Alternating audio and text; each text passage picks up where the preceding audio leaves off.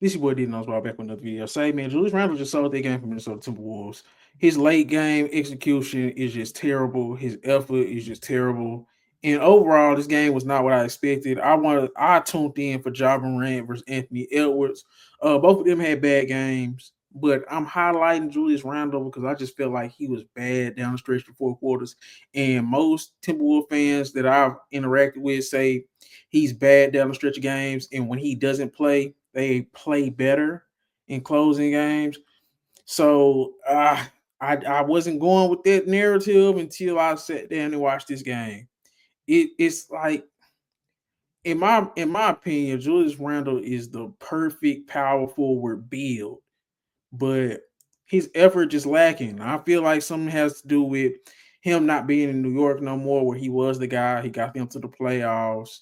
He was an all NBA performer. I feel like Julius Randle has a chip on his shoulder because nobody ever really wanted him. Coming out of Kentucky, people were saying, oh, he's left hand dominant. Lakers, they didn't want him, went to New Orleans.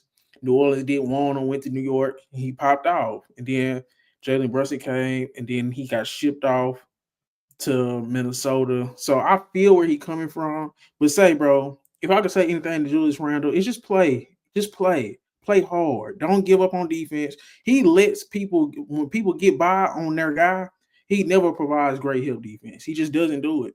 He gives up on too many plays. He gives up too many layups. Him and Nas Reed, when they're playing power forward and center, it's just a layup line. You would think they'll be a little bit more better. I said a little bit more better. They'll be a little bit better defensively, but they're not. And Julius Randle's a big part of that, and it's his effort. It's his effort defensively. It's his effort on offense, getting loose balls. His turnovers. Like, don't get me wrong, Anthony Edwards was bad. Ja Morant was bad outside them two crucial buckets, which is like, man, I'll take the clutch from Ja Morant. If you go play bad up until the last final shots and you make those last final shots, hey, it is what it is. I was ready to cook him, but them last two shots, it made up for it. That's why you play to win the game. So I can only kill John Morant so much. Anthony Edwards, he played bad, but it's like he had a lot of turnovers too. So I guess you can hold him accountable as well. But Julius Randle, a lot of his stuff just comes from effort. Just a lot of effort. Just poor effort, man. Like he's too big, he's too skilled just to play with the lack of effort he plays with. And that's just where I'm at with it. Um, let's get into some of these stats. So Jaren Jackson, he absolutely played amazing, especially in that. I think that was the second quarter. I think he had 16 second quarter points. He ended up with 33, 8, and one steal, one block. I mean, one assist. So I love what I've seen from Jaren Jackson. Uh, Zach Edey had moments, but then he started missing layups. He did hit that 1-3, so he was solid. Ja Morant was absolutely terrible until his last two shot attempts of the game. He is absolutely terrible. 5 turnovers, 4 assists for Ja Morant. He was absolutely terrible to his last couple shots in the game. Desmond Bain. I thought Desmond Bain really lit a fire under the Memphis Grizzlies in that third quarter. So shout out to Desmond Bain. He's been kind of falling off this year. I think it's due to the injury. Maybe he's playing scared. I'm not sure.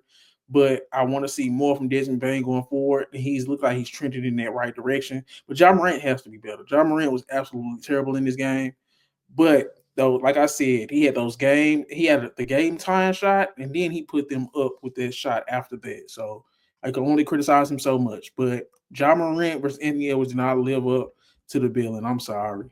They play again on the 20th. I'm looking forward to that one game. But now, Julius Randle. The thing about Julius Randle, he actually played pretty good outside of his shooting from three, but he had 4 turnovers, but he also had 8 assists, 8 rebounds, 18 points. I thought Jaden McDaniels and Nas Reed were exactly what you needed for them to be because I feel like they are the key to this Minnesota team.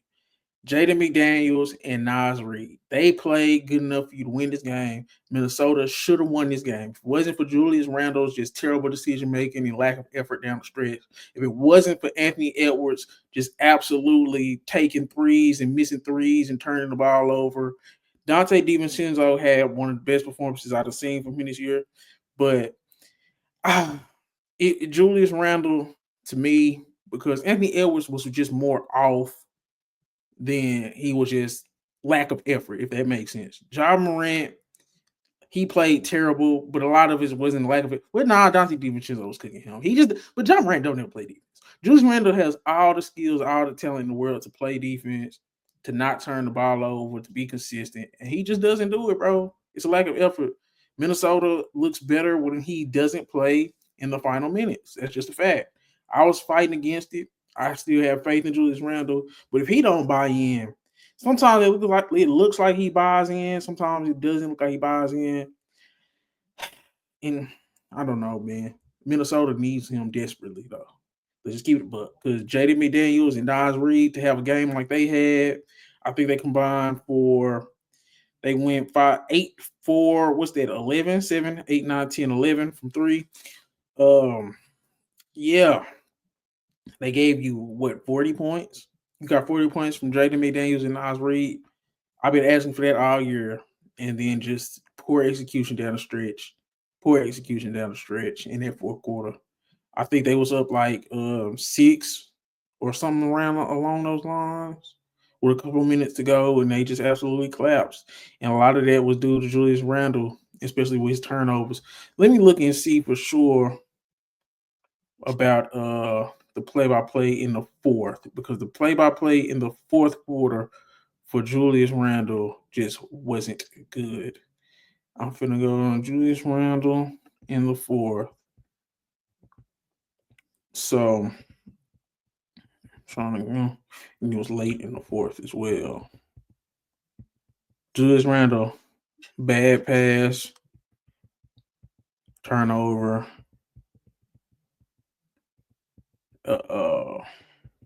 shooting foul. I'm looking for just. I'm not trying to make it seem like I'm picking on Julius Randle, but I just felt like he was terrible there in the stretch. Maybe it's just me. Personal foul.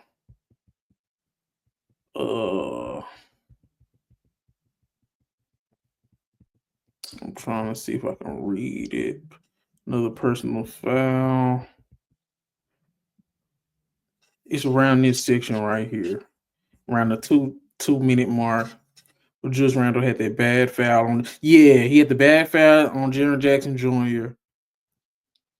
And then he had the turnover where Jaren Jackson got low ripped him, and that was pretty much the game.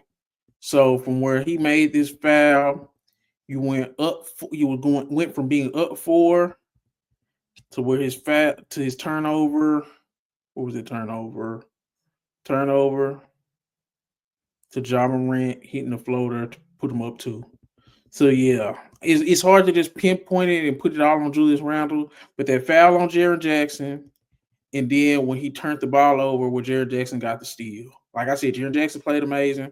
Ja Morant played like one of the worst games I've ever seen him play until his last 2 shot attempts. So I'm not trying to be just overly hard on Julius Randle, but Anthony Edwards did miss 2 25-foot 3-pointers. I don't know why he got to shoot them so deep. But I guess if you want to put it on both Anthony Edwards and Julius Randle, you can. But they were up. Like I said, where was this at? They were up 4. Yeah, they was up 4 with 1:41 to go. Then a bad foul on Julius Randle, and then a turnover on Julius Randle.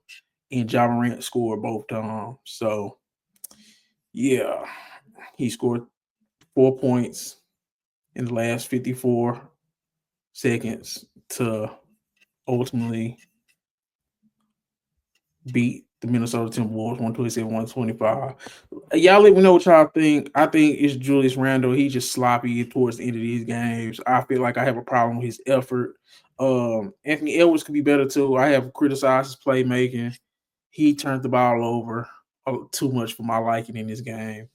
But shout out to the Memphis Grizzlies. They got this one out the mud.